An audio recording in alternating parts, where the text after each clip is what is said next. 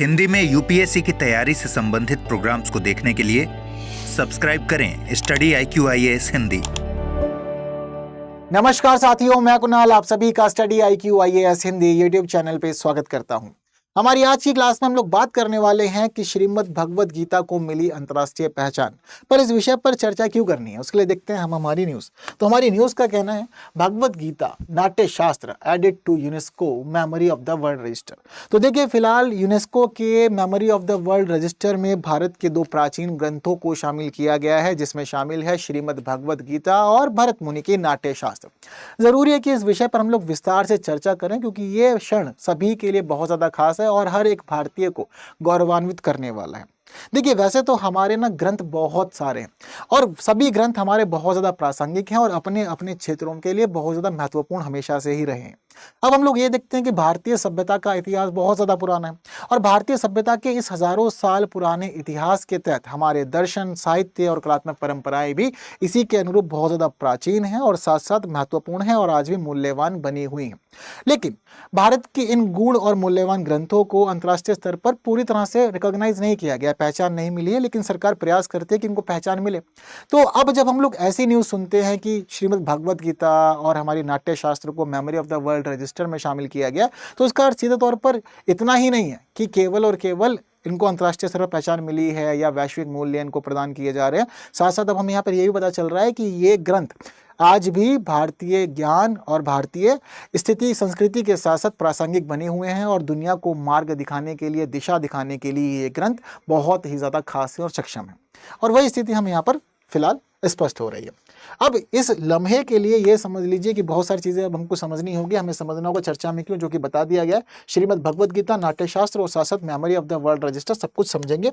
पर एक important news समझने के बाद, एक इन्फॉर्मेशन देखने के बाद, देखिए आप लोग के लिए इन्फॉर्मेशन ये है यहाँ पर कि स्टडी IQ ने आप लोगों की जो समस्याएं होती हैं पढ़ने के लिए, उन सभी का समाधान कर दिया। देखिए, कई बार क्या होता है, जब हम लोग सोचते हैं कि हाँ IAS बनना है, तैयारी करनी है, तो बहुत सारे प्रश्न आते हैं मन में। तो उन सभी प्रश्नों का जवाब और साथ साथ आपकी तैयारी को अच्छा बनाने के लिए जो भी उपाय किया जाता है, वो सारे उपाय आपको मिलने वाले हैं एक खास बैच में, जो है प्रीलिम्स टू इंटरव्यू बैच, यानी कि इसको P2I बैच कहा जाता है। ये P2I फाउंडेशन बैच है और ये बैच शुरू हो रहा है अप्रैल में, यानी कि 24 अप्रैल को ये बैच शुरू होगा और वही मॉर्निंग में शुरू होगा, यानी कि ये बैच रहेगा सुबह 8 बजे से। आप लोग चाहें तो बिल्कुल खुद को एनरोल कर सकते हैं अपनी तैयारी को अच्छा करने के लिए। और ये समझ लीजिए कि आपकी तैयारी के लिए जुड़ी हुई सभी चीज़ें जो है वो आपको यहाँ मिल जाएगी। आपको नोट्स चाहिए मिलेंगे, क्लासेस मिलेंगे, साथ साथ आपको मेंटरशिप प्रोग्राम भी मिलेंगे, सारी व्यवस्था रहेगी। और आप रेजिडेंशियल कोचिंग करना चाहते हैं तो उसकी व्यवस्था भी है, प्रीलिम्स और मेंस दोनों के लिए आपके लिए रेजिडेंशियल प्रोग्राम यहाँ पर रखा गया। साथ साथ अगर आप इस कोर्स में एनरोल होते हैं और टेस्ट सीरीज में अच्छा परफॉर्म करते हैं मंथ में, तो आप जो बेस्ट परफॉर्मर होगा उसको 11,000 रुपये का प्राइस भी दिया जाएगा, इंटरव्यू गाइडेंस प्रोग्राम भी रहेगा और भी बहुत सारी बेहतरीन सुविधाएं आपको यहाँ दी जाएंगी। तो आपको इस बैच में अगर एनरोल करना है और एनरोल करना है बेस्ट डिस्काउंट के साथ, तो आपको एक कोड यूज़ करना पड़ेगा, वो है KL लाइव कोड। अगर आप इस कोड को यूज़ करेंगे तो समझ लीजिए आपको बेस्ट डिस्काउंट दिया जाएगा। और केवल इस कोर्स पे ही नहीं, कोई और कोर्स लेते हैं तो वहाँ भी अगर आप KL लाइव कोर्स यूज़ करेंगे तो समझ लीजिए कि बेस्ट डिस्काउंट मिलेगा। और जैसे कि हमारा ये P2I फाउंडेशन बैच है, अगर आप एनरोल करते हैं इस कोड के साथ तो फीस हो जाएगी 31,999 रुपये।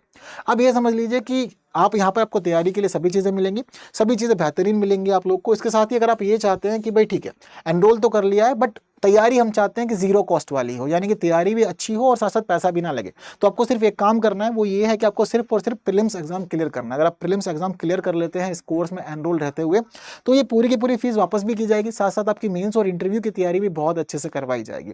तो इससे बेहतरीन कोर्स आपको मिलने वाला नहीं, बस एनरोल कीजिए KL लाइव कोड के साथ में। आइए बढ़ते हैं आगे और सभी चीज़ों को समझते भी हैं हम लोग। तो देखिए, फिलहाल महत्वपूर्ण लम्हा है, खास लम्हा है और इस लम्हे को हमारे साथ में शेयर किया गया है।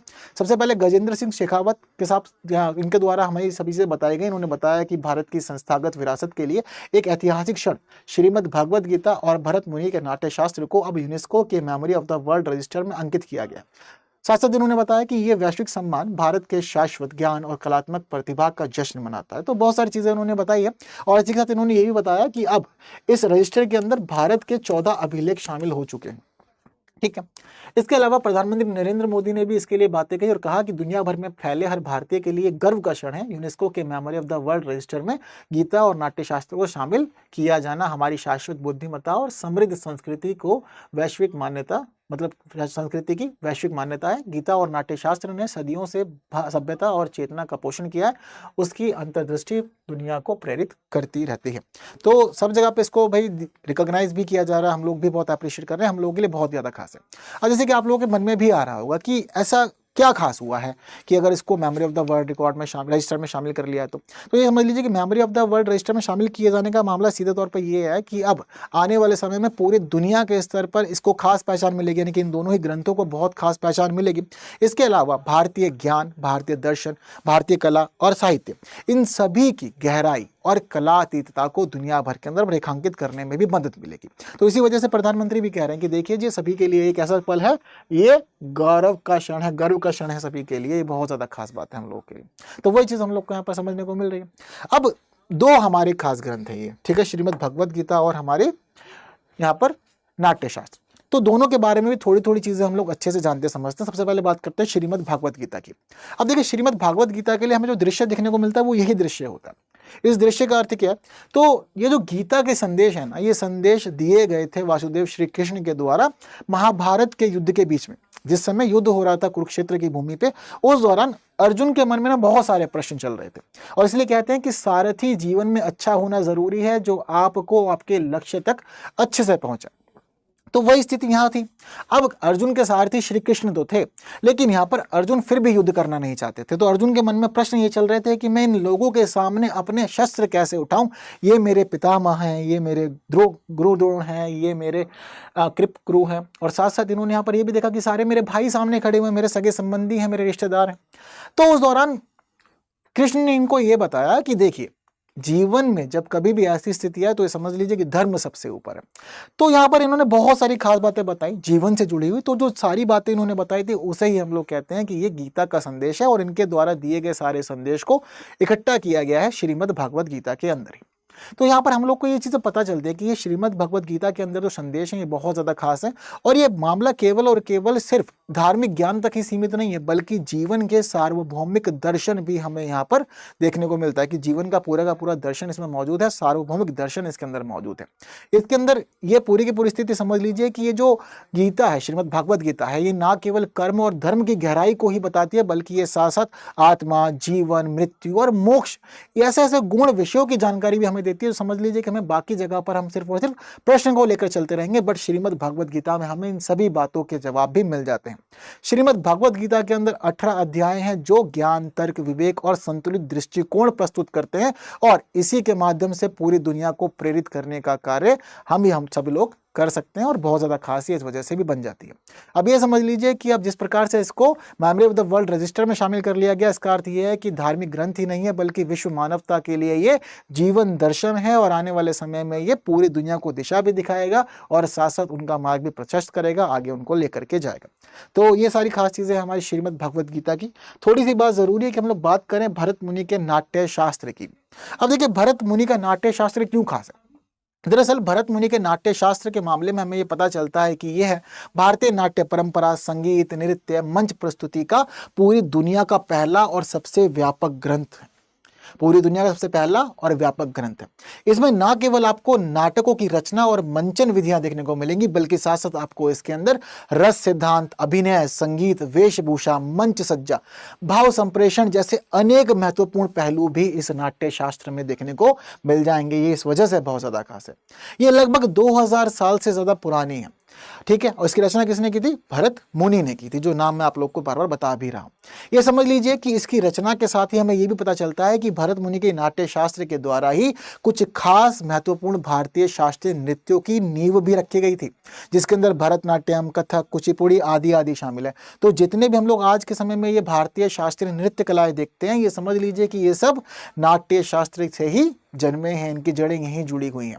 और आज के समय में भी अगर हम लोग इस नाट्य शास्त्र को देखते हैं तो पता चलता है कि भारतीय संस्कृति का और भारतीय संस्कृति के तहत सौंदर्य दर्शन की क्या गहराई है वो हमें यहाँ पर पता चलती है। तो ये जो हमारा नाट्य शास्त्र है ये इस मामले में खास है। तो भगवद गीता और नाट्य शास्त्र दोनों ही अपने अपने मामलों के अंदर बहुत ज़्यादा विशेष हैं, बहुत ज़्यादा ही खास है। ठीक है, तो कुछ खास चीज़ें ज़रूरी है आप याद रखें, क्योंकि आपसे किसी भी एग्जाम में ये पूछा जा सकता है वर्ल्ड में। प्रीलिम्स के लिए तो बहुत ज़्यादा इंपॉर्टेंट टॉपिक ये हो जाता है। थोड़ी सी बात ज़रूरी है कि हम लोग बात करें यूनेस्को के international register memory of the world की। तो memory of the world register क्यों खास है? तो देखिए, सबसे पहले ये समझिए कि इसकी शुरुआत हुई थी 1992 में। तो 1992 से हम लोग देख रहे हैं कि हाँ, यूनेस्को कुछ संभाल रहा है जिसको हम लोग memory of the world register के रूप में जानते हैं। अब इसको क्यों शुरू किया गया था, क्या इसका पीछे का मुख्य उद्देश्य था? तो देखिए, इसके पीछे मुख्य उद्देश्य ये रखा गया कि दुनिया भर के अंदर जो प्राचीन ग्रंथ हैं, जो पांडुलिपियां हैं, जो अभिलेख हैं, जो ऑडियो विजुअल दस्तावेज हैं या इसके अलावा कोई और महत्वपूर्ण रिकॉर्ड है, उसको पहचानने के साथ साथ उसको रजिस्टर करना और साथ साथ पूरे वैश्विक स्तर पर, अंतर्राष्ट्रीय स्तर पर उसको मान्यता प्रदान करना। हालांकि इसमें ऐसे सभी ग्रंथों को, ऐसे दस्तावेजों को शामिल किया जाता है जो मानवता, संस्कृति, सभ्यता के लिए बहुत ज्यादा मूल्यवान होते हैं, बहुत ज्यादा खास होते हैं। तो यहाँ पर यूनेस्को के जितने भी लोग होते हैं, जो भी इस काम में जुड़े हुए हैं, वो पूरे दुनिया भर में चीजों पर नजर रखते हैं और ऐसे निर्णय लेते हैं।